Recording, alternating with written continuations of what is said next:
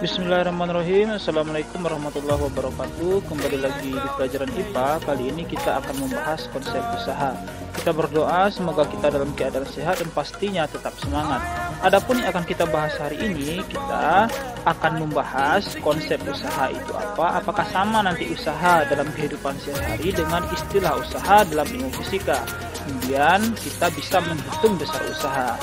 Nah, mari kita saksikan video ini sampai habis. Nah, di sini terlihat ada dua orang anak yang sedang ujian. Kemudian temannya yang satu lagi ini berusaha untuk mencontek kepada temannya. Nah, apakah ini termasuk contoh usaha? Nah, usaha dalam kehidupan sehari-hari sering diucapkan untuk membuat perubahan terhadap sesuatu. Mencontek itu bukan termasuk suatu upaya untuk membuat perubahan terhadap diri ya. Malahan yang ada ketika Anda mencontek itu Anda bertambah bodoh. Nah, ini juga termasuk nanti dalam suatu bentuk kebohongan dan bukan termasuk perilaku yang terpuji, sehingga nggak boleh mencontek ya. Begitupun dengan fisika. Di dalam fisika mencontek itu bukan termasuk salah satu bentuk usaha. Nah, kalau begitu usaha dalam fisika itu apa ya? Oke, di sini ada dua buah gambar. Mari kita analisa. Kira-kira gambar manakah yang melakukan usaha? Apakah gambar 1 atau gambar 2? Nah, ternyata gambar 1 ini bukan. Gambar 2, ya inilah yang melakukan usaha. Kira-kira kenapa ya? Padahal kan gambar 1 ini orangnya ini udah angkat barbel ini udah susah-susah. Dan juga udah mengeluarkan suatu kerja yang sangat keras. Nah, untuk menjawab ini, mari simak video ini sampai habis. Nah, usaha dalam kehidupan sehari-hari digunakan untuk menyatakan suatu kerja. Contohnya berlari, olahraga, kemudian berenang, dan lain sebagainya. Berbeda dengan fisika. Apa bedanya ya? Nah, di sini ada sebuah gambar mobil yang didorong oleh 3 orang pemuda. Ketika pemuda ini mendorong mobil, maka pada mobil ini akan bekerja beberapa gaya sehingga mobil mengalami perpindahan. Pada saat mobil yang didorong ini mengalami perpindahan, maka di dalam fisika 3 orang ini sudah dikatakan melakukan usaha. Nah, bagaimana jika bendanya hanya diam? Di sini ada terlihat mobil mogok, tapi yang mendorongnya hanya 1 orang, berarti mobilnya diam aja di tempat.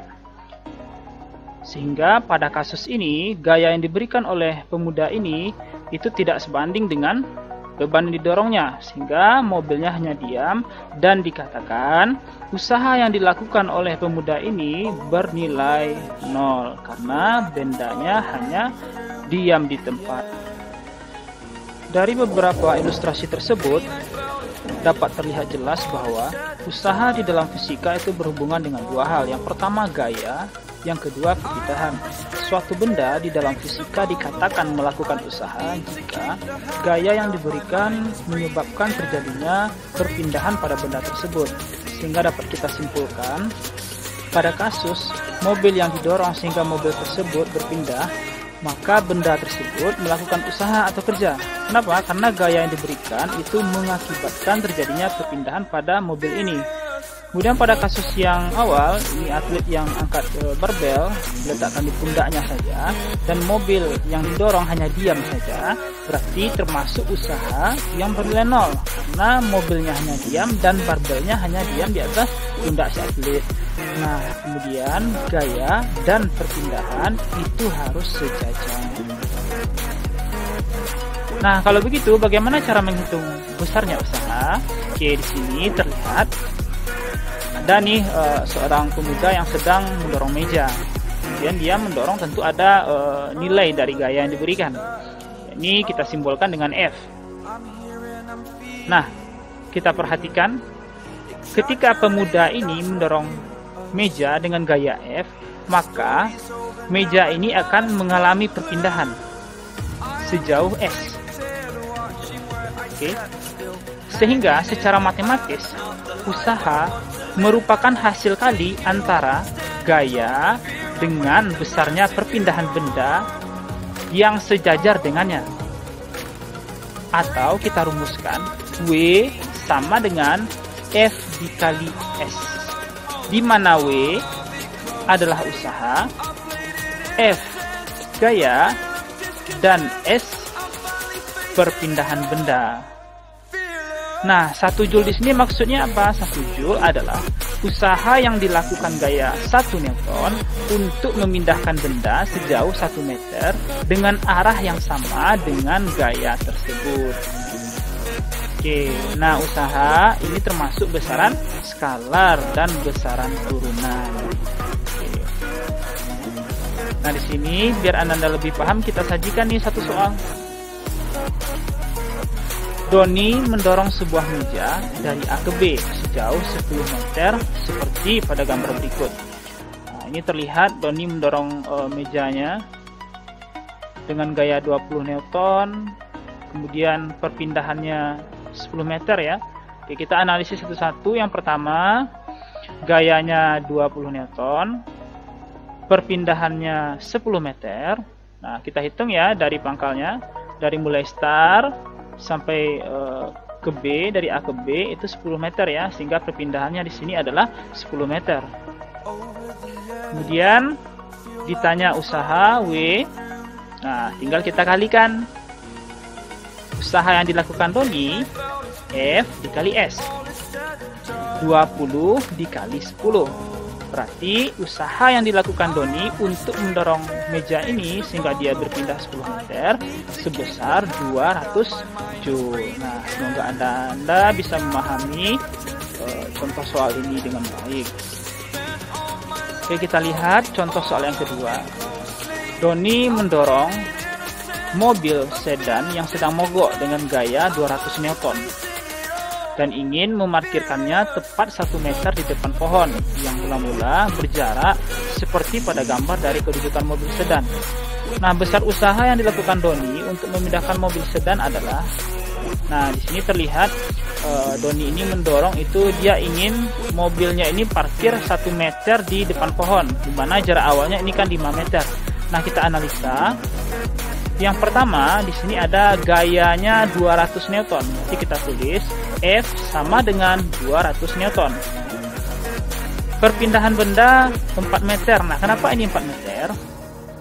Karena si Doni ini mendorong mobil dari posisi awalnya itu dia maunya 1 meter di depan pohon.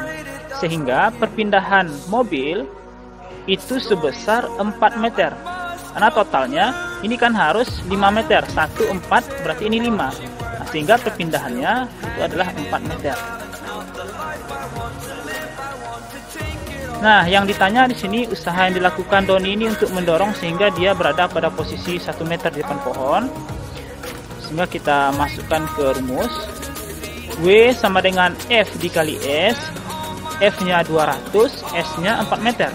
200 dikali 4 sama dengan 800 Joule. Nah, sehingga usaha yang dilakukan Doni untuk mendorong mobil sedan ini sehingga mobil sedan ini berada pada posisi 1 meter di depan pohon itu sebesar 800 Joule. Contoh soal yang ketiga, sebuah benda bekerja 3 gaya seperti pada gambar berikut. Berapakah besar usaha yang dilakukan oleh 3 gaya tersebut jika benda bergeser sejauh 4 meter ke kanan? Nah, di sini kita perlu menghitung terlebih dahulu resultan gaya yang bekerja pada benda. Ini terlihat bahwa F2 dan F3 ini arahnya ke kanan.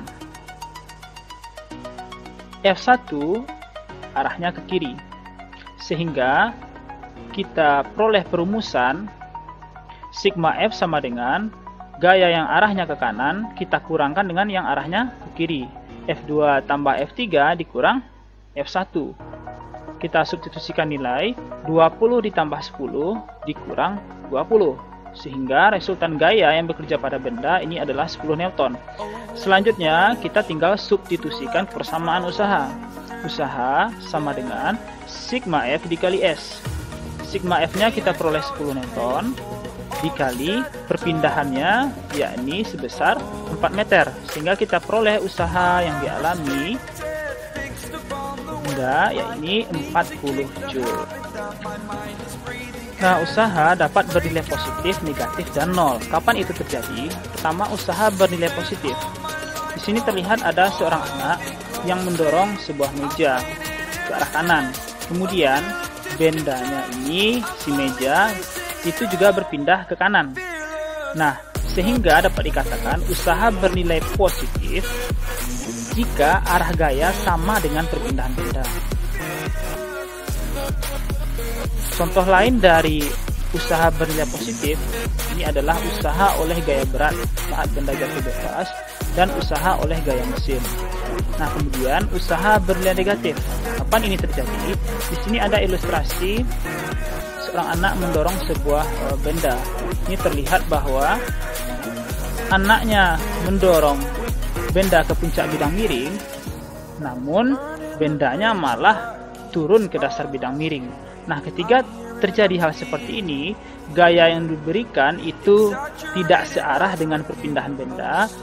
Anaknya mendorong ke atas, tapi justru bendanya turun ke dasar bidang miring, sehingga pada kasus ini dikatakan usaha yang dilakukan oleh anak ini itu bernilai negatif.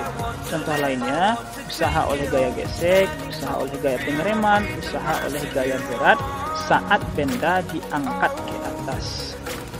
Nah, yang ketiga, usaha bernilai 0 ini terjadi jika gaya yang bekerja tidak menyebabkan terjadinya perpindahan.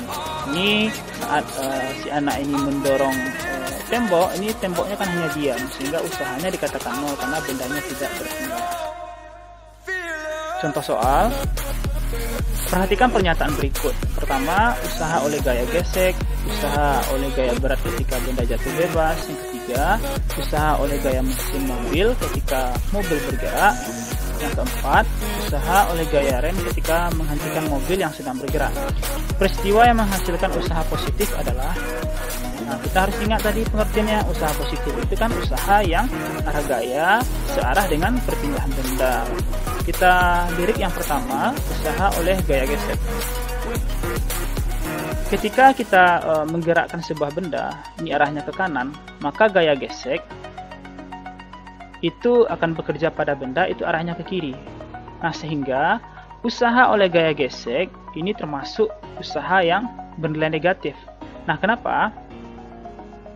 Karena gaya gesek ke kiri sementara benda berpindah ke kanan. Gaya geseknya ke kiri, bendanya berpindah ke kanan. Oke. Kemudian yang kedua, di sini terlihat usaha oleh gaya berat ketika benda jatuh bebas. Ini ada gambar sebuah buah apel yang jatuh dari pohonnya. Pada buah apel ini bekerja gaya gravitasi sehingga benda ini jatuh ke pusat bumi. Nah, ini yang disebut dengan gaya berat.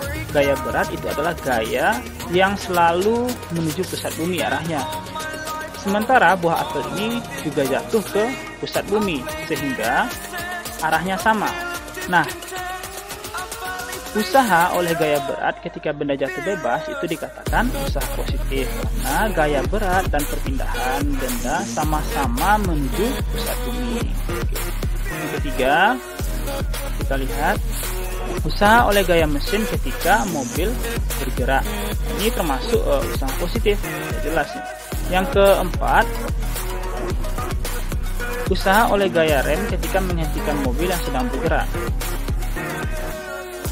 Rem bekerja untuk menghambat laju mobil dengan arah yang berlawanan dengan perpindahan mobil. Nah, sehingga usaha yang dilakukan oleh rem ini bernilai negatif karena gaya yang diberikan itu berlawanan dengan perpindahan mobil.